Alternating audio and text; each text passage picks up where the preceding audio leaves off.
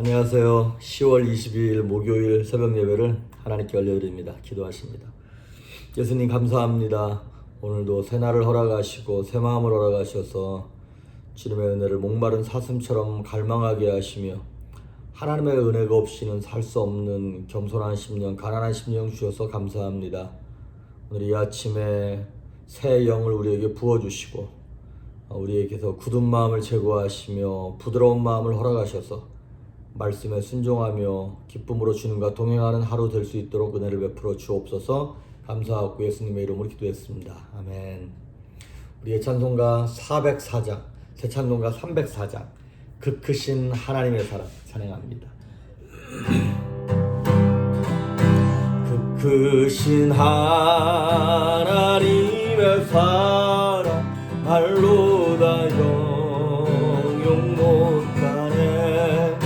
저 높고 큰 별을 넘어 이 낮고 낮은 땅 위에 죄범하려 구하려 그 아들 보내사 화목제물 삼으시고 죄 용서하셨네. 하나님 크신 사랑은 증량다 못하네.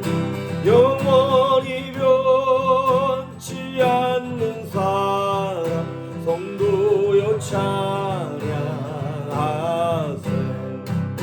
괴로운 시절 지나가고 땅 위에 영화쇠할 때 주 믿지 않던 영혼들 큰 소리 외쳐 울어도 주 믿는 성도들에게 큰 사랑 베푸사 우리의 죄 사했으니 그 은혜 이길까. 하나님 크신 사랑은 증량다 못하네. 영원히 변치 않는 사랑 성도여 찬양하세.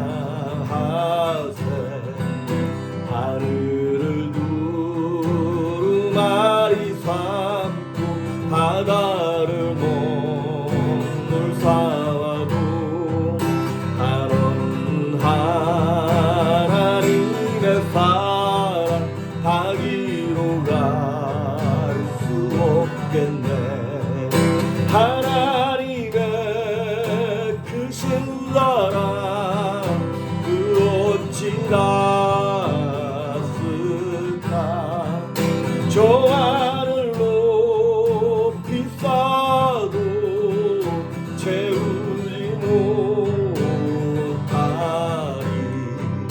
하나님 크신 사랑은 증량다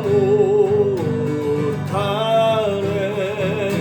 영원히 변치 않는 사랑 성도여 찬양하세.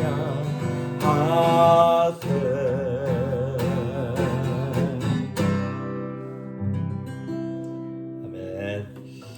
오늘 우리에게 주시는 말씀은 마태복음 5장 1절에서 8절에 있는 말씀까지입니다. 마태복음 5장 1절에서 8절에 있는 말씀까지 제가 봉독해 올립니다. 예수께서 무리를 보시고 산에 올라가 앉으시니 제자들이 나온지라 입을 열어 가르쳐 이르시되 심령이 가난한 자는 복이 있나니 천국이 그들의 것이며 애통하는 자는 복이 있나니 그들이 위로를 받을 것이며 온유한 자는 복이 있나니 그들이 땅을 기업으로 받을 것이며 의에 줄이고 목마른 자는 복이 있나니 그들이 배부를 것이며 긍휼히 여기는 자는 복이 있나니 그들이 긍휼히 여김을 받을 것이며 마음이 청결한 자는 복이 있나니 그들이 하나님을 볼 것이며 아멘. 지금 대충 보는 마태복음 9번째 시간, 오늘은 7절과 8절에 나오는 긍휼히 여기는 자의 복과 마음이 청결한 자가 받는 복에 대해서 보겠습니다. 제목은 내 평생의 기도 제목이라고 하는 제목으로 말씀 전합니다. 평생의 기도 제목. 어제 같은 경우에는 이런 복을 갖고 싶다 이런 말씀을 드렸습니다만은, 오늘 같은 기도 제목은 뭐냐면, 이 말씀의 제목은 이건 내 평생의 기도 제목이다. 내가 갖기를 원하는, 심령이 가난한 것도 사실 다 연결된 거긴 하지만, 오늘 복은 정말 하나님께 은혜를 구하고 긍휼을 구하는 그런 말씀입니다. 이제 거기 보면 7절에 긍휼히 여기는 자는 복이 있나니 그들이 긍휼히 여김을 받을 것이며, 긍휼이라고 하는 말, grace란 말도 맞고 mercy라고 하는 말도 맞고 다 여러 가지가 다 포함되어 있는 말이죠. 그런데 이 긍휼이라고 하는 말을 풀어 쓴다면 이거예요. 불쌍히 여긴다, 이런 뜻이에요. 그리고 자비를 베푼다, 이런 뜻도 있고요. 아시다시피 현대사회의 문제점이라는 게 그거잖아요. 공감 능력 제로. 다른 사람의 아픔에 그렇게 많이 함께 아파하지 않아요. 그리고 사람들이 되게 잔인해지고 차가워지는 것을 우리가 볼 수 있습니다. 이 긍휼이라고 하는 말은 은혜라고 하는 말과 사실 일맥상통하는 것이긴 한데, 약간 달린 게 이거예요. 은혜는 하나님의 값없이 베푸시는 사랑에 초점이 가 있어요.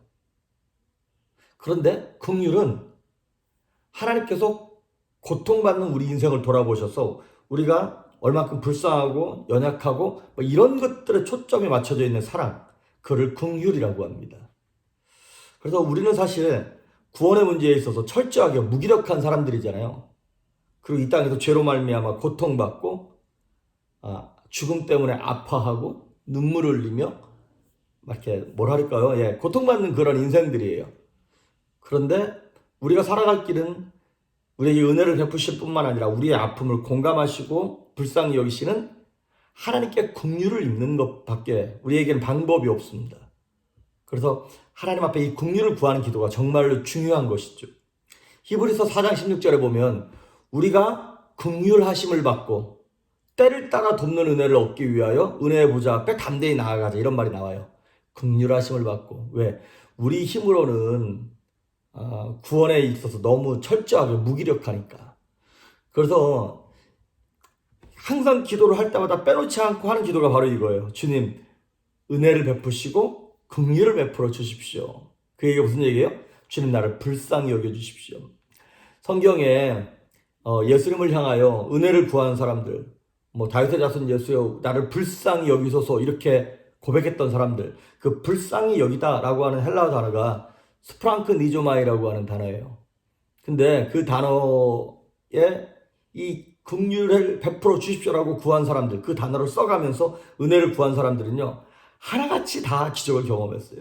하나같이 다 치유를 경험하고 회복을 경험하고 영혼들이 살아나는 거예요.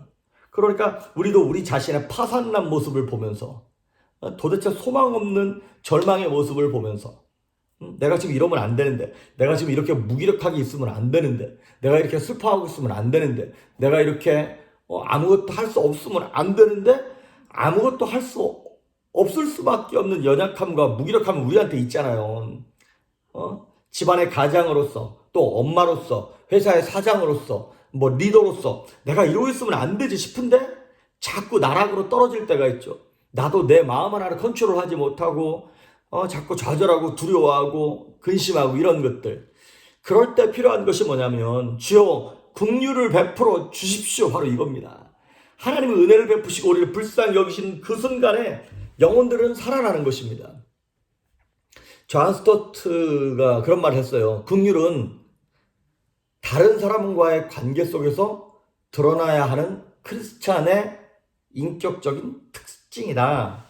그러니까 여기 참 재밌는 말이 뭐냐면, 긍휼히 여기는 자는 복이 있나니 그들이 긍휼히 여김을 받을 것이요. 여러분, 저와 우리 모두가 다 하나님께 긍휼히 여김을 받잖아요. 그런데 여기 보니까 그러려면 긍휼히 여기는 것이 필요하다는 거예요. 우리한테 그렇잖아요. 나한테 돈이 없는데 돈을 줄 수 없죠. 내게 기쁨이 없는데 기쁨을 나눠줄 수 없어요. 그래서 우리가 누군가에게 긍휼을 나눠주고 싶은데 내가 긍휼을 받아본 경험이 없고 하나님의 은혜를 체험한 적이 없는데 내게서 어떻게 그 긍휼이 나갈 수 있겠습니까? 그래서 야고보서 2장 13절에 보면 긍휼을 행하지 아니하는 자에게는 긍휼 없는 심판이 따라온다, 그렇게 얘기를 하고 있어요. 그래서 우리는 누군가에게 긍휼을 전해야만 합니다. 베풀어야만 합니다. 그러려면 저와 여러분이 먼저 하나님 앞에 긍휼을 받아야 한다라고 하는 것이죠. 그런데 여러분, 저와 여러분이 이미 긍휼함을 받은 사람들이에요. 그럼 우리한테 남은 단계는 뭡니까? 전달해야 됩니다. 오늘 본문의 말씀은 우리가 긍휼이 필요한 자라고 하는 것을 크게 얘기하고 있지만 그렇게 긍휼을 받았냐? 그러면 전해야지. 그 도전을 또한 강력하게 하고 있는 것입니다. 긍휼이 없는 기독교, 긍휼이 없는 성도, 무엇이 나올까요? 긍휼함이 없는 기독교는요, 교리가 나오고요, 율법이 나오고요, 선한 행동, 어떤 행위, 이런 것들만 나오고요. 일만 나옵니다. 결국에는 긍휼을 잃어버렸다는 얘기는 예수님을 잃어버렸다는 얘기예요. 예수님을 전해야 되는데, 그 사랑을 전해야 되는데, 율법을 전하고, 내 행위를 전하고, 일을 전하고. 그래서 긍휼함을 잃어버린 교회는 어떻게 되냐면 일만 하는 게 아니에요. 일하다 끝나는 게 아니라 폭력적이 됩니다. 그 율법을 사용해서 폭력적이 되고 그 교리를 이용해가지고 파괴적인 단체가 되어갈 수밖에 없습니다. 선한 사마리아인 그 스토리가 있지 않습니까? 누가복음 10장에 어떤 사람이 가다가 강도 만나서 두들겨 맞아가지고 다 뺏기고 거진 다 죽어가요. 그런데 제사장이 가다가 자기 제사하러 가야 된다고, 나 피 묻은 사람 만지면 안 된다고, 죽은 사람이 옆에 가면 안 된다고 그냥 지나가요. 자, 나름 자기 일에 충실한 사람이죠. 레위인도 지나가다가 부정한 것을 함께 할 수 없다, 그리고 지나가요. 율법에 충실한 거예요.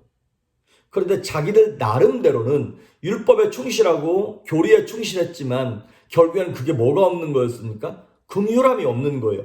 긍휼함이 없다 보니까 이게 미필적 고의처럼 그냥 그 사람을 죽여버리는 행위가 돼버린 거예요. 아주 폭력적인 기독교가 돼버린 것이죠. 그 마태복음 18장에 보면 1만 달란트 탕감받은 자와 100데나리온 탕감받는 자에 대한 스토리가 나옵니다. 그런데 우리가 1만 달란트 탕감받았어요. 근데 그 1만 달란트 탕감받은 사람이 자기한테 100데나리온, 그러니까 한 100조 정도 용서함 받은 사람이 100달러 나한테 빚진 사람한테 그거 왜 안 갚냐고 막 멱살을 잡고 감옥에 집어넣었단 말이죠. 그 사람에게 대하여 예수님이 진노하시면서, 하나님 진노하시면서 다시 그 사람으로 하여금 너 그거 옛날 거 다시 갚아, 이렇게 되는 것이죠. 그렇습니다.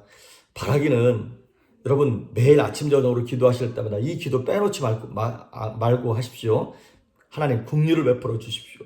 은혜를 베풀어 주십시오. 그런데 거기서 끝나면 안 되고 누군가를 긍휼히 여겨야 돼요. 그런데 많은 사람들이 저 사람 아무것도 못 먹고 있네, 불쌍하다, 이러고 끝나요.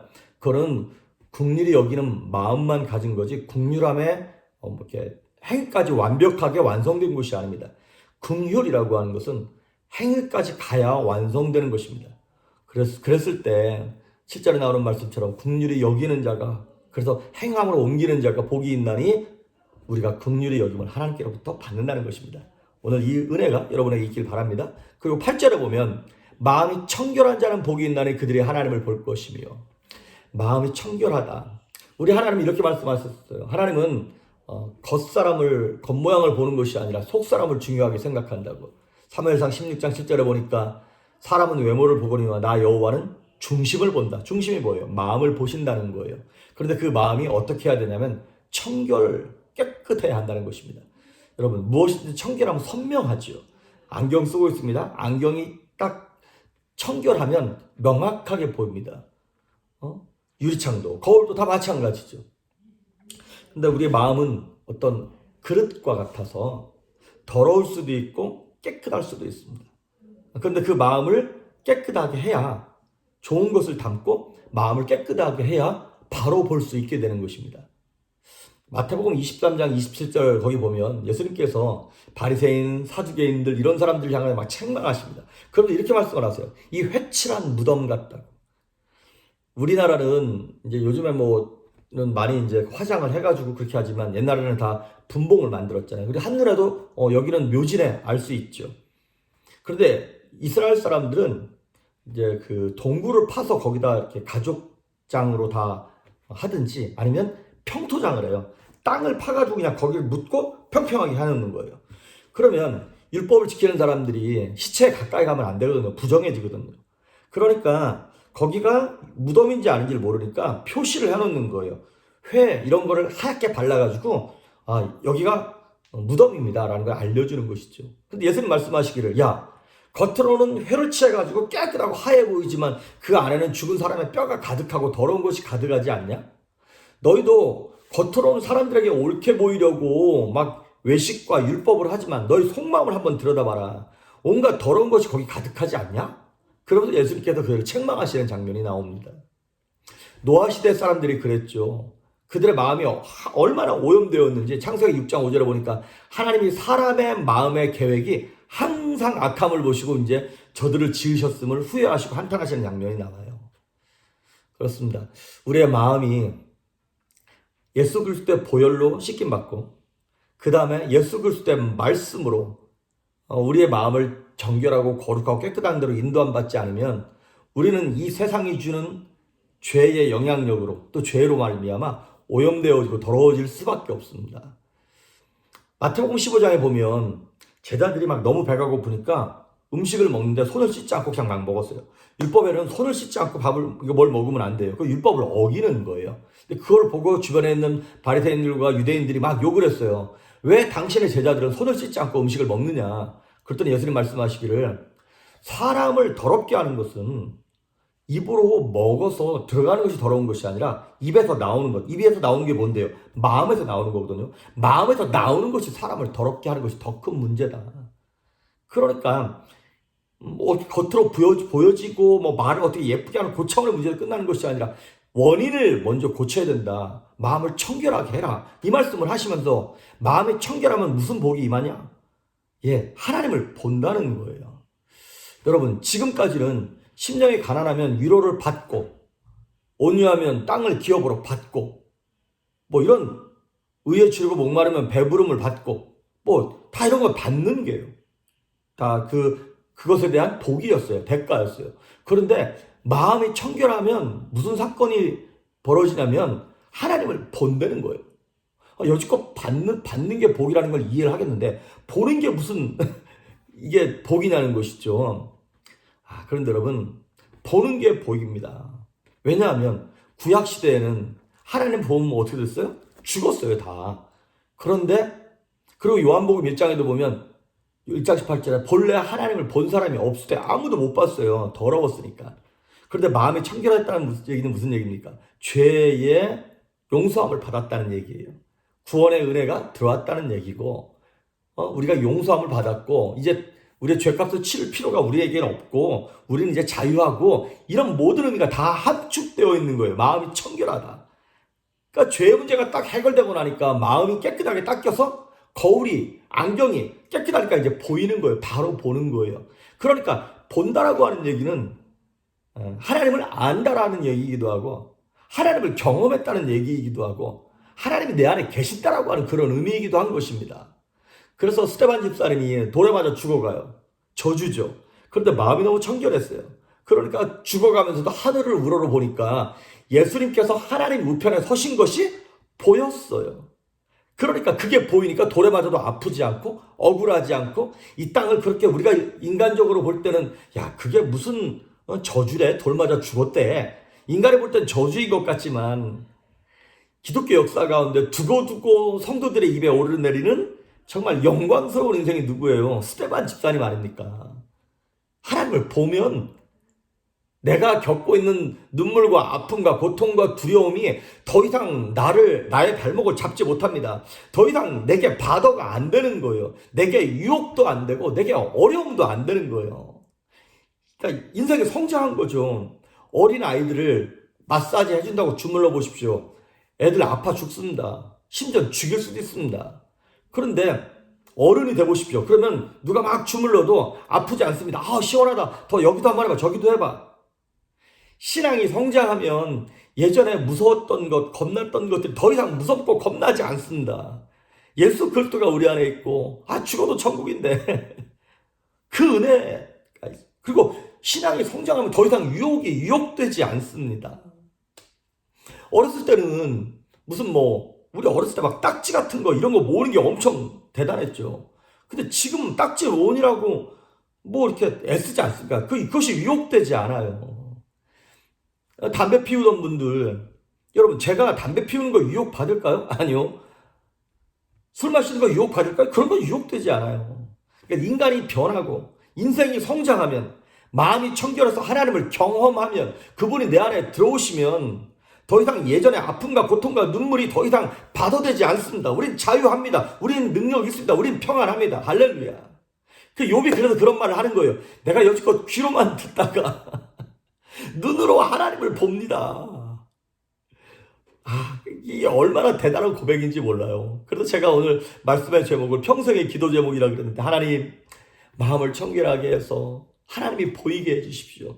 이 어려움의 현장 속에서 자식을 키울 때 어려움, 물질의 어려움, 건강의 어려움, 관계의 어려움, 앞이 한치도 내다보이지 않는 그런 현장 속에서도 주님이 보임으로, 주님만 따라감으로, 주의 말씀이 내 발의 등이요 내 길의 빛이 되므로 오늘도 평안히 길을 걸어가고 사망의 음침한 골짜기에서도 해를 두려워하지 아니하는 주님과 함께 동행하는 여러분 될 수 있기를 주의 이름으로 축복합니다. 아멘. 기도하십니다.